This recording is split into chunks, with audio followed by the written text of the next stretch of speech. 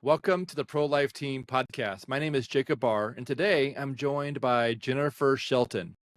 Jennifer is going to be sharing her story as well as some exciting and creative ideas that they're doing in Texas to reach the abortion minded. And also, she's going to share some uh, some ways in which the enemy is attacking from international waters.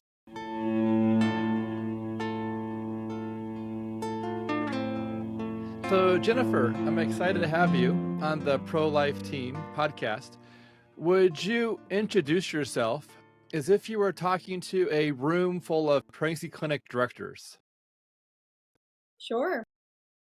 Hello, my name is Jennifer Shelton, and I am the CEO of Real Options, which is a pregnancy help clinic in Allen, Texas, which is just north of Dallas. And we have two locations and one mobile unit, and opening a new one this coming year.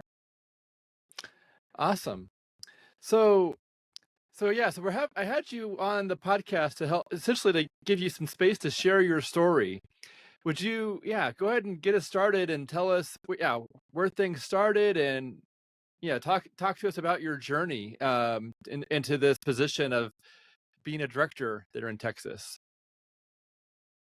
Well, people ask me a lot of times, how did you get into this work? And I kind of always jokingly say, well, it happened at conception, because my story happens all the way back. So I'll start there, because I never expected really to be in the pro-life realm. But God had other plans and helped me understand my story so that I could share it. So I was adopted. And, back when I was adopted, it was closed. No one really knew anything. My parents knew nothing about my birth parents, nothing like that. But they always said, if you ever want to know something about her, you let us know and we will help you. I always felt very blessed by adoption and that she had, so selflessly given me life. And so it wasn't until I was a senior in college and I started having very vivid dreams of a young girl being pregnant. And every time I woke up, I just felt like the Holy Spirit was telling me, find her.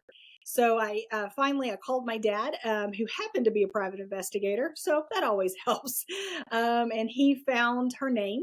And he called my mom in and told my mom my birth mother's name. And my mom's face went pale and she ran out of the room. And she comes running back in carrying a coffee cup, crying. And he said, what is wrong with you? And she said, I know her.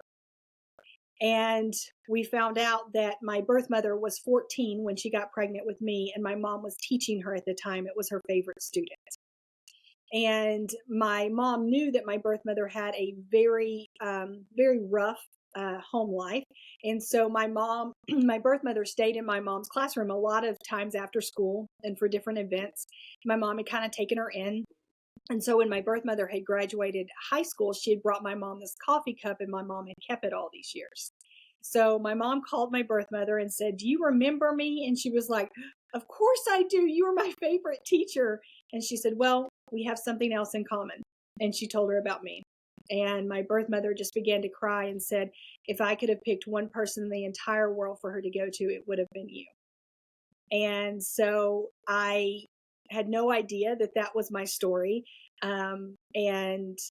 But the Lord allowed me to find my story and connect with my birth mother, and meet her. And I found out I have a half brother and sister that I got to meet as well. She actually came to my college graduation. And little did I know that 2 months later, I would be working at a pregnancy center. Wow, that's what an amazing story. Um, would you, share would you share your thoughts on where you see God's fingerprints, or what's it like to reflect on this story, um, and trying to, pinpoint how your faith is strengthened, or where you see God really working in the details here? Well, as I said, I never expected to be in the pro-life movement. In fact, when I I graduated college and was a biblical studies major. Wanted to go into some type of women's ministry, something like that. And honestly, I felt called to the Dallas area, so I had come to be to visit a friend who lived in the Dallas area. And I sat in her living room with absolutely no other logic than there had to be women at a pregnancy center. So I opened up the Yellow Pages, which, the young people have no idea what that is, but it was a book and you actually had phone numbers. And I went to the Yellow Pages and I found the first pregnancy center. And I called and said, do you have any openings? And actually the girl said no. And I'm hanging up the phone. And all of a sudden she said, well, I'm leaving. So I guess so. And I went and interviewed the next day and got the position and have been here for 20 years. And what I love is that there was such this beautiful timeline of, so often we question God, well, Lord, what about this? Or can you bring this? Or can you make this happen? And sometimes we don't understand his timeline. But when I look back at my story, I absolutely see his fingerprints along every point of that timeline for me. When I was conceived, abortion was legal. My birth mother could have absolutely gotten an abortion. In fact, logically to the world, it would make sense. She was 14.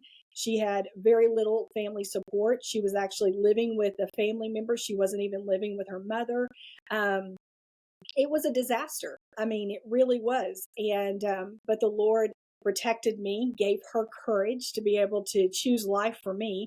And my parents actually went through 4 failed adoptions before I came along. And so, all of those heartbreaks, I'm sure they were thinking, God, why, what's the timeline on this? But there was an absolute reason for that. We even found out later on that my mom could have probably had children with a simple medical procedure, but they misdiagnosed her. And so, but she told me years ago, she said, I'm so glad that they didn't find that because I wouldn't have had you. And that was God's plan all along. And then, to see how our timelines intersected between my birth mother and my mom and how God brought that together. And we even found out that when I was about a month old, my mom was the booster club president for their school, and they were making these big floats for the parades. And they were out in the parking lot after school and working on this float. And my birth mother was there working on the float with my mom. And my dad had actually brought me up to the school. And so my mom looked at this young girl and said, hey, do you want to hold her? And so my birth mother actually held me and didn't even know it was me. And so just to see all of these things lay out, and then to be a part of a pregnancy center where then I got to share my story, because I came into this whole movement as an abstinence educator. So I got to go into the schools and I spoke to over 300,000 students in my 7 years and got to share my story of, that there are consequences to sexual behavior, but also the incredible blessings that can occur even from bad things that happen. And then 10 years ago, I was asked to step into the role of leading this organization. And I just never did I ever think I would be in this position, leading a ministry like this, seeing God move.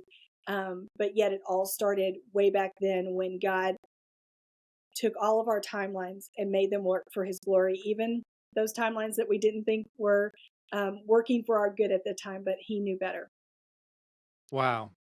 So I've got a couple of questions, but I want to start off with, would you, yeah, just what emotions are stirred up in you when you think about your birth mom holding you at a school event without her even knowing it was her own, it was your birth mom, like holding you? Like, how does that resonate, or what emotions are stirred up with that? Gratefulness is probably the biggest one. I'm so grateful that a young girl had the courage to make a choice for life. Um, I and the other word that comes to mind for her is brave. She was brave, and she made a very brave choice. And then to also see the fact that, I, in my mind's eye, I can see my birth mother holding me, standing next to my mom, and both women have gone through so much. This young girl in her, few years had gone through so much trauma, and my mom had gone through so much trauma wanting a child, and there was so much pain in that parking lot, and that one child, me, um, brought so much redemption, even though we didn't even know what that story was going to look like. But um, so there's so much gratefulness um, that I have when I think of that time. Yeah, that's good. So you've been working with Real Options in Texas for 20 years. Would you say that you're still learning new things in recent weeks or months, or what's the learning curve been like? Was it very steep in the beginning, but yet it continues? Like, how would you say that experience has gone? Well, I learn every single day. There is not a single day that I don't learn something new, because it is constant. It's constantly changing. Um, and especially in the last few years with all the legislation and all of the big movements that we've seen. But we're fighting an enemy that is creative and cunning, and we have to be creative. It's actually one of our core values of how do we move and pivot and do the things that we're called to do, and it may not be in a way that we have done it in the past, and that's okay.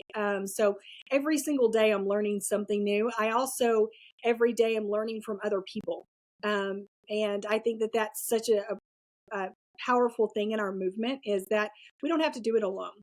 We have I know so many directors that I can call and say, you know what, I'm dealing with this. What do you think? And I am so much stronger to be able to do that. And, with our national organizations in different places, to be able to put our heads together, because it is not a fight that is going to be lessening. I think that it's only going to grow. In fact, in the last year, post Dobbs, it's probably been the most spiritual warfare I have ever experienced in the last 20 years.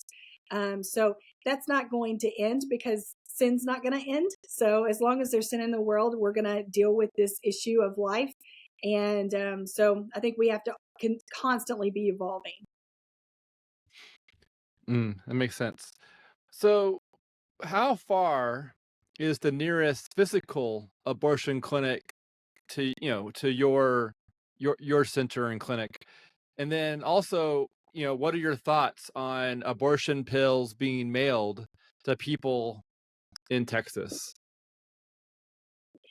Well, actually, there are no abortion clinics anywhere near us now.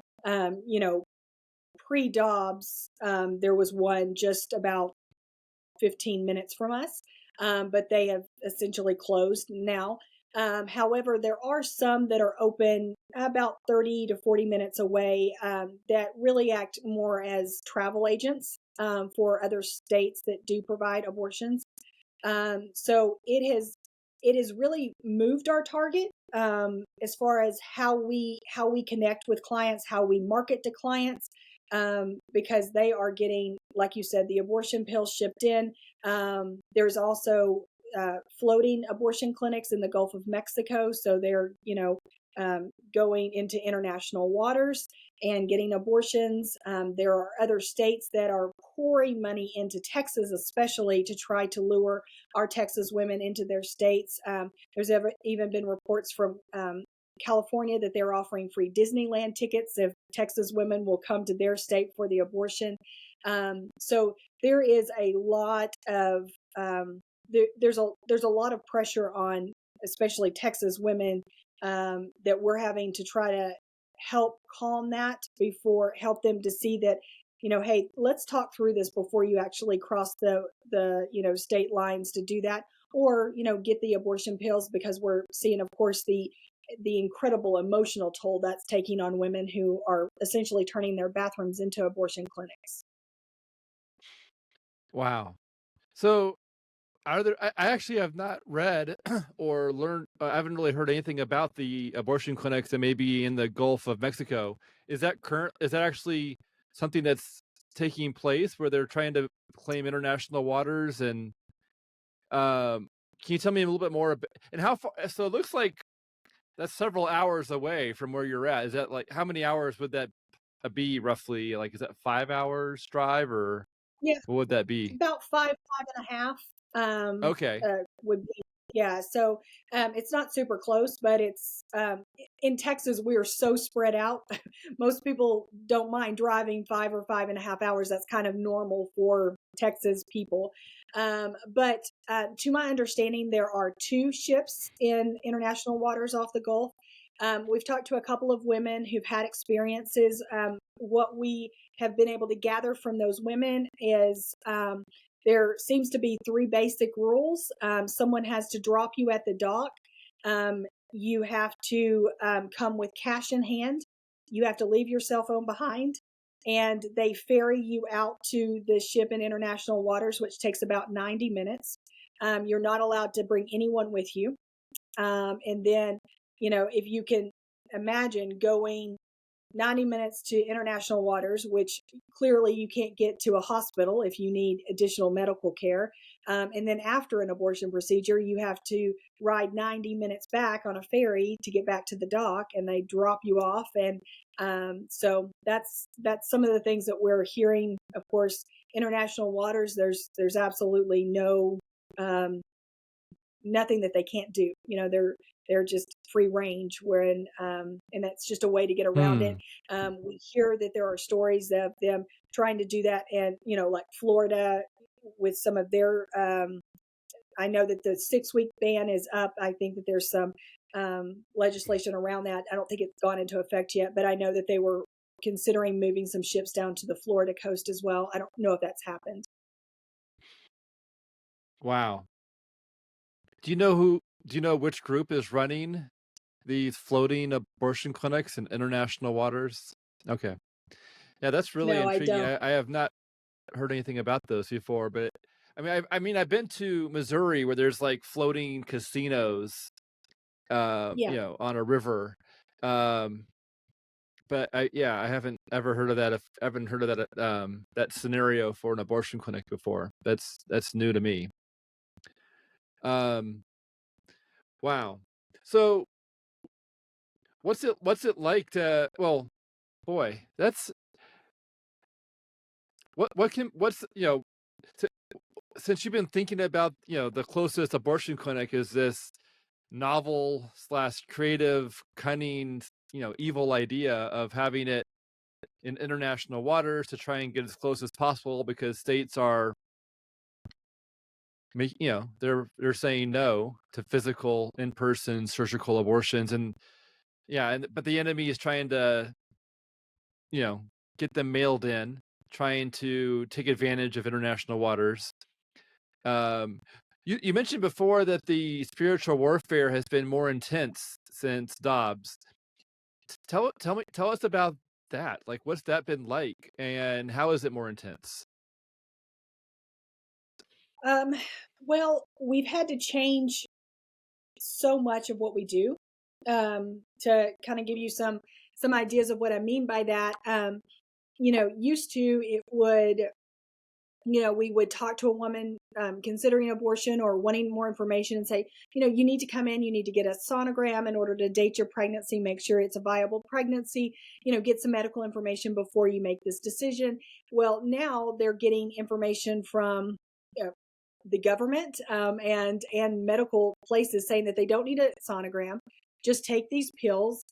We actually have gone online to see how easy it is to get abortion pills, just to know for ourselves. And it was 5 clicks. You go to the website, you pick what you want, you click that you are over 18 because no one lies about their age. You click that you're within a certain gestational age because everyone knows exactly how far along they are, and then they ship it to you. And so we have seen that these women don't want to come in for ultrasounds because they don't think they need it now. They think that they don't need any type of medical care because they're being told you can just get these off the hotline. You don't need any type of medical personnel involved in this process, which of course we know is completely untrue and very unsafe for the woman, but this is what they've been told. And when they're getting all of this false information, from all of these seemingly reputable places, um, it is very hard for us to convince them otherwise. So that's one thing. Second is the abortion pills. And when I said that they're turning their bathrooms into abortion clinics, um, it has been horrific what we have been seeing. Um, and as far as the spiritual warfare, and my staff taking these calls when these women are saying, I have this baby in my hand. What do I do with it? And, because they're aborting babies that are way farther along. And so, think of a 20-week baby that they're holding in their hands and they don't know what to do with it.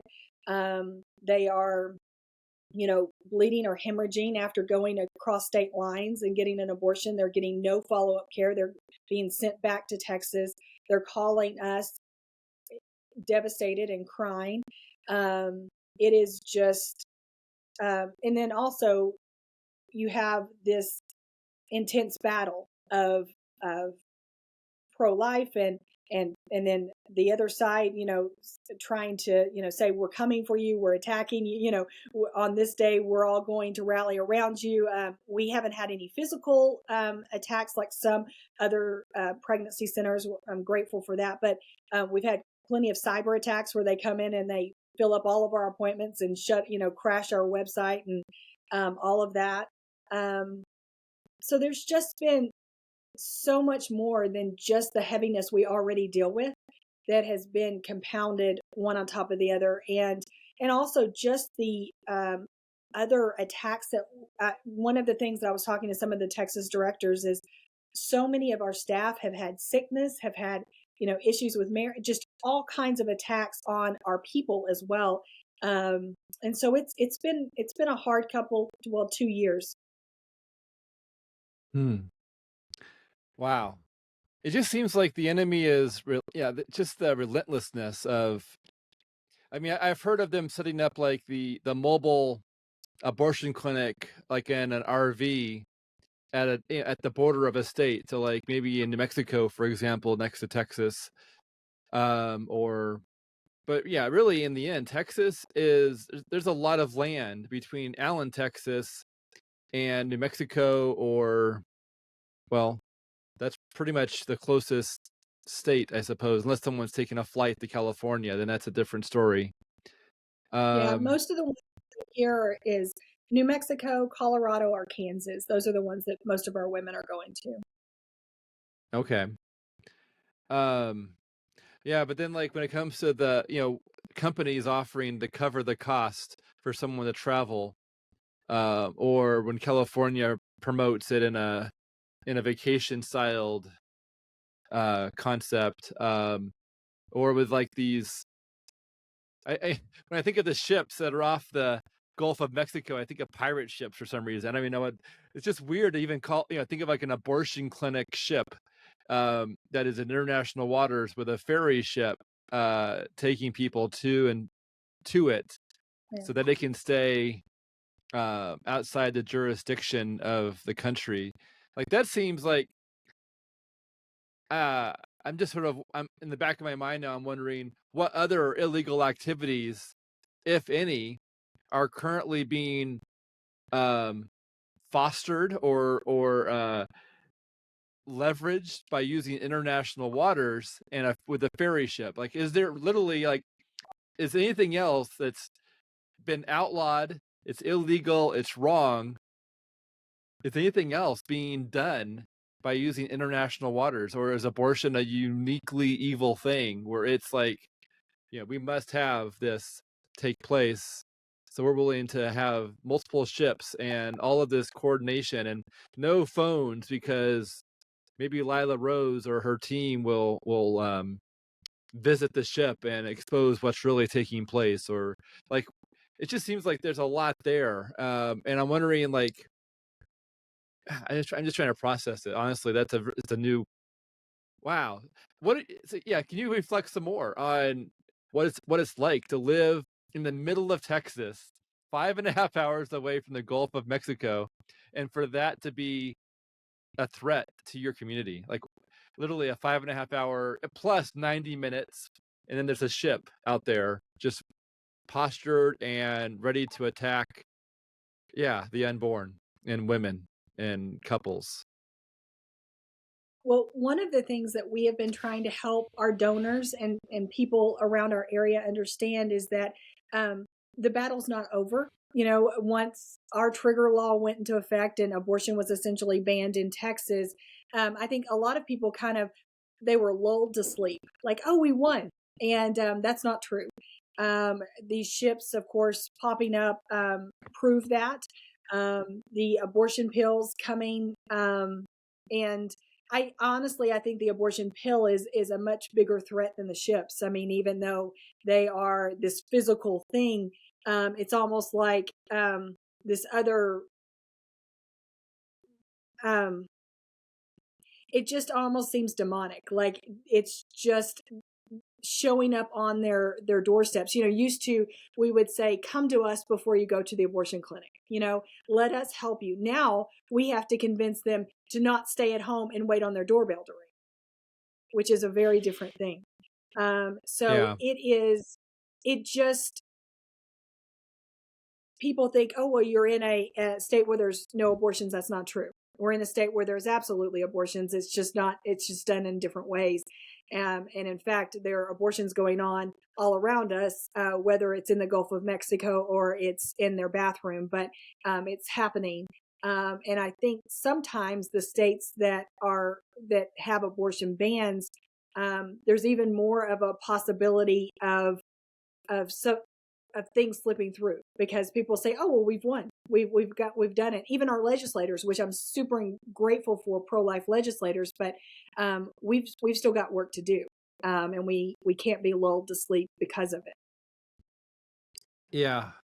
Yeah. Essentially, the fight, the spiritual fight has shifted and broadened from going beyond traditional spaces like the sidewalk of an abortion clinic, or college campuses. Now, literally, it's the amount of traffic that when people are Googling the phrase abortion pill online, abortion pill cost, abortion pill near me, these phrases have, I feel like they have grown exponentially. Well, they have grown exponentially probably over the last 4 years. And there's several reasons why they're growing. The law change or the legal change.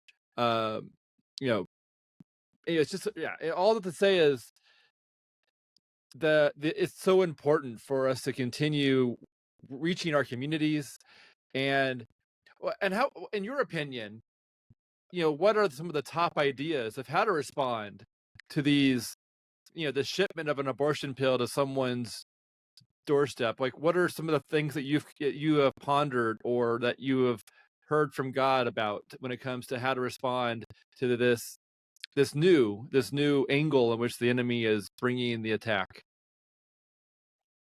Well, a couple of things we're already doing, and some are on the horizon.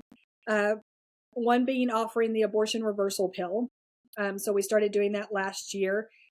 We also, you've probably heard about how Google has censored us, and we are, our ads are being taken down. They are censoring us with a Google toggle and all of that. So we decided we're still in the Google space, but we also put humongous billboards, one that says abortion pill, get information, with our number. So doing some old school things with some new school things. We also have location geofencing, so we can geofence around certain areas. One of the other things that we have found is in the last 6 years, we've really concentrated on different demographics and how to serve each one of them individually and not as a blanket, we do everything the same. And so one of those, we have in the Dallas area, we have a very large Hindu and Muslim population. And they abort at a very, very high rate. Hindus are some of the most abortion determined population I've ever worked with. So we started geofencing around Muslim mosque and Hindu temples in order to provide information that's specific to them and in their language. And so last year, 1 in 6 of our clients were Hindu or Muslim. And so being able to help them. We've also had quite a few of them especially our Hindu clients who have told us that, they of course travel back to India or different places, and they are bringing back massive amounts of the abortion pill with them, and distributed it among their community. And so being able to be a part of that and help educate them so that they can then go to their community and help educate their community that we can't necessarily get to ourselves. So that's one thing. And then coming up this year, we are going to be partnering with human trafficking organizations in order to offer the medical side of it. Many of them are forced into abortions, or they are rescued out of that captivity, but because of the trauma, they continue making some of those cycle decisions and can get into unexpected pregnancies and possible abortions. And so we want to be that place. So we are actually going to have advocates that are trained in trauma care, specifically for them. Also how to share the gospel in a way that won't trigger their trauma. And then also offer that mid-level medical services like women's exams for them, rape kits, and full STI panels. We're also going to abortion labs. So we're going to be doing labs that would, a woman would need before she takes the abortion pill or crosses over state lines. So that would be RH factor, hemoglobin levels, if they're at risk for any type of infection, specifically chlamydia, we want to test for that because that's something. Syphilis is also on the rise, especially here in Texas. So those type of things. So offering additional medical services to help them, to say, hey, before you make this medical decision, you need these medical information pieces before you do that. So we've done that as well. And let's see, what else have we been? We've also been trying to help women who are considering the abortion pill to understand the ramifications of that. And so we have a list of questions for them when they come in, as far as, if you do plan to have this, take the abortion pill, you need to make sure you have towels. You need to make sure you have a place to dispose of the body when the body, these different things that they don't think about. They think, oh, I take a pill and it's over. And for them to really ask some thought-provoking questions so that they can make a decision without all the misinformation that they've been given, like the abortion pills like Tylenol, which we know it's not. So those are some of the things that we're doing or we plan to do. Wow, that's an amazing amount of ideas. So many really good ideas. That's impressive, honestly. That is you covered such a wide range of creativity, and just like I can tell that your team that you and your team are working as hard as you possibly can to save as many lives as possible. Like that's what that reflects. That's awesome. Very Well, awesome. I do have an amazing team that, they're creative in their own right, but they are so good about, uh, rocking with me with some of my crazy ideas that I come up with. But, it's all about meeting them at their point of need. And that takes some creativity, and we're okay to try out some of those. Some of them work, some of them don't work, but if we save one life out of it, it's all worth it. So one of the things I'd like to reflect on, because I don't think I've ever shared this on this podcast before. So back in 2000 to 2001, I used to work for Clear Channel Outdoor, or Eller Media, which is a billboard company. I was working with my business partner at the time on their internal website. And one of the things that we learned while working there is that billboard companies will often have, at least Clear Channel would have about 35-40% of the boards in a given market were actually sold with current fresh paper that was paid for. And there were always, in almost every market, there were unpaid for billboards. And one of the things that I learned from that experience was nonprofits and not a nonprofit organization. The way to essentially connect with a billboard company is to say, well, first of all, you should get to know the person at the billboard company at the point where you might take them out to a Mexican restaurant and spend some time. But then also, if you were to offer them, we'd like to pay for fresh paper or, a fresh print to go onto that board in exchange for you donating the cost of that board. And essentially the benefit to them is that they have fresh paper up on that board that was not otherwise sold. And then the benefit to you is that you get a reduced price tag. And so anyways, all that to say is that's an idea that, yeah, I'm really glad I've got the chance right now to share that, because it's a way to negotiate. But part of the, Yeah. again, that a key part is the relationship with the team there at the billboard company, because they can do this, but it doesn't mean that by no means do they have to do this. And so relationship will make it into something that they may want to do. And then by understanding their love language, which is having fresh copy up on unsold boards, then yeah, it actually makes them look better because they've got fresh copy up on boards that otherwise may have sat stagnant for another month. I love that idea. I'm actually going to use that immediately. But one of the other things we found with billboards is that we had to be careful because not all billboard companies would put up anything related to what we were talking about, or found out we Hmm. were pro-life and didn't want to work with us. So we had to kind of find the ones that would actually, put up stuff for us. And like some of them said Hmm. you couldn't use the word abortion, you couldn't use, different things.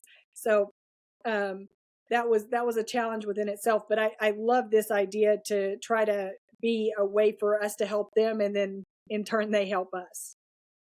Yeah. Yeah. And I'm a big fan of, like, looking for opportunities where there's, a good deal will have benefit for everyone involved. And if you can find out what will benefit everyone involved, cash is not the only way to come across an opportunity to, to advertise. It's definitely the most common, but it's not the only it's not the only way to do that. Um, and let me think what else. But yeah, you just had so many good ideas. It sounds like it sounds to me like you've got a marketing plan that is been exercised and thought out. That's what I'm hearing. Yes. In the last 3 years, we really worked hard to make sure that the money that we are spending is actually translating into lives being impacted versus, um, just being out there to be out there.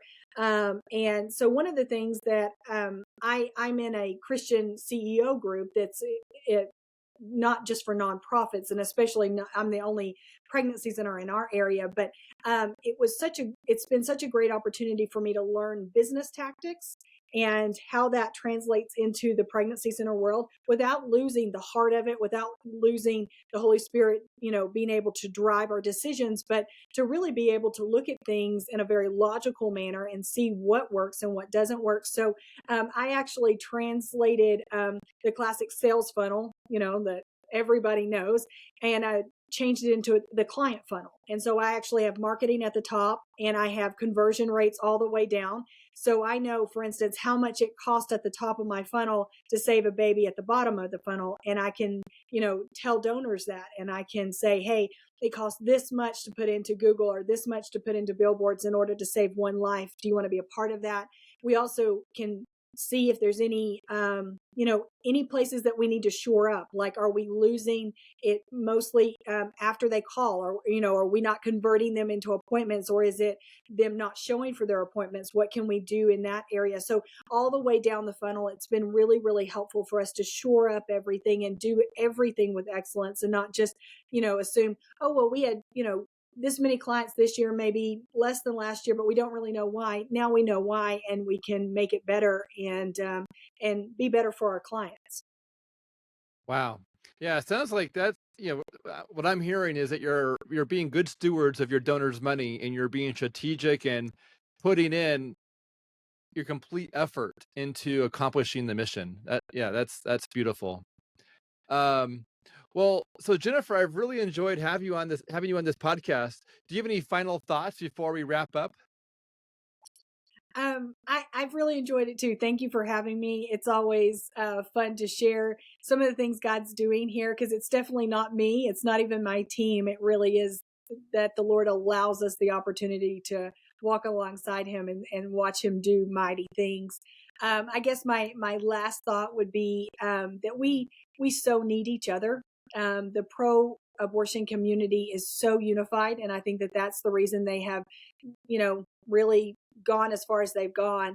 And I have seen some major strides of state coalitions and national coalitions coming together. But I so believe that that is where our strength lies, is in this together. And we all have great ideas. We all have different things that we're doing, and let's not be close-handed. Let's be open-handed with it and work together, because we are so much stronger that way. Oh, that's good. Would you close out our podcast with a prayer, with the expectation that those who are listening may join in on the prayer? Absolutely. Dear Heavenly Father, thank you so much for this opportunity to share some of the things that you have been doing. And Father, I pray for our movement, because it's not just a political movement or a movement of a cause, but it is your heart. Thank you that you love life, that it is your creation, and that you hold it so tightly and it is so cherished. Father, I pray for those who are struggling, that don't know what to do, who are discouraged because of laws or because of the things happening around them. Lord, I pray that your peace would be upon them. Lord, I pray wisdom, that you would allow us to know how to better serve our communities.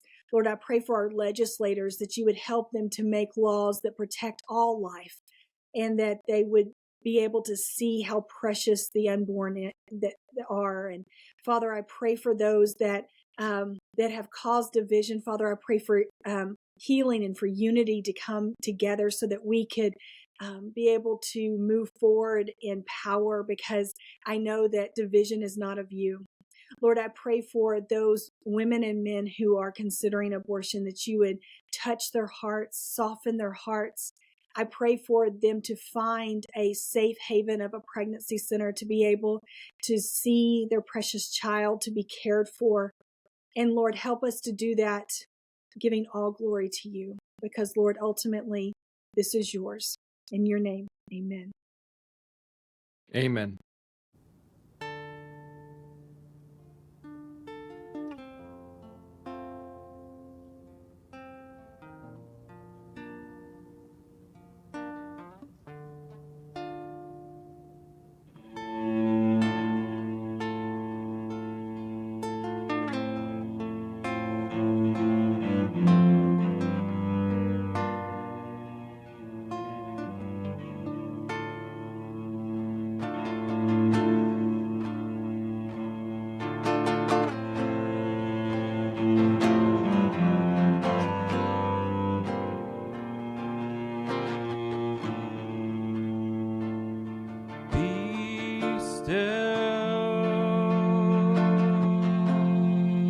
And know that I am God.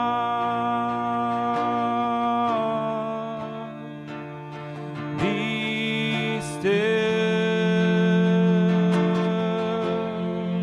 and know that I am God. Be still and know that I am God. Be still and know that I am God.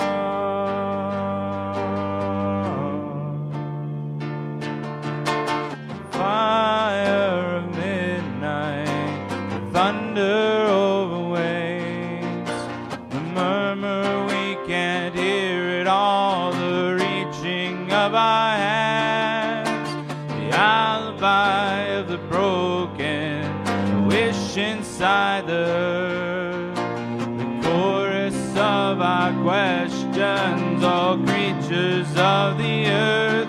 Be still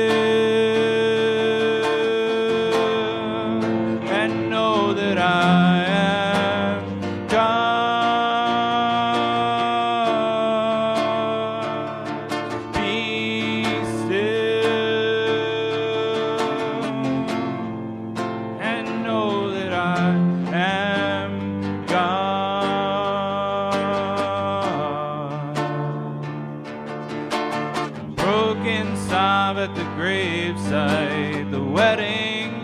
at noon.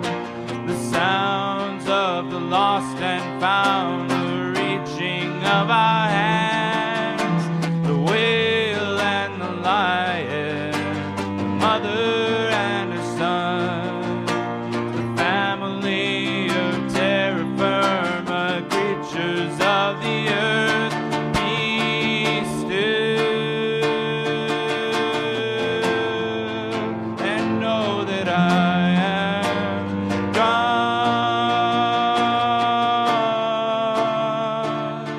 Be still and know that I am God.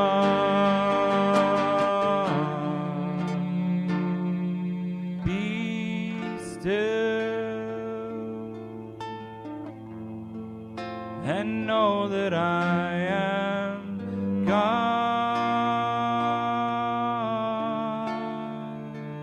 Be still and know that I am God.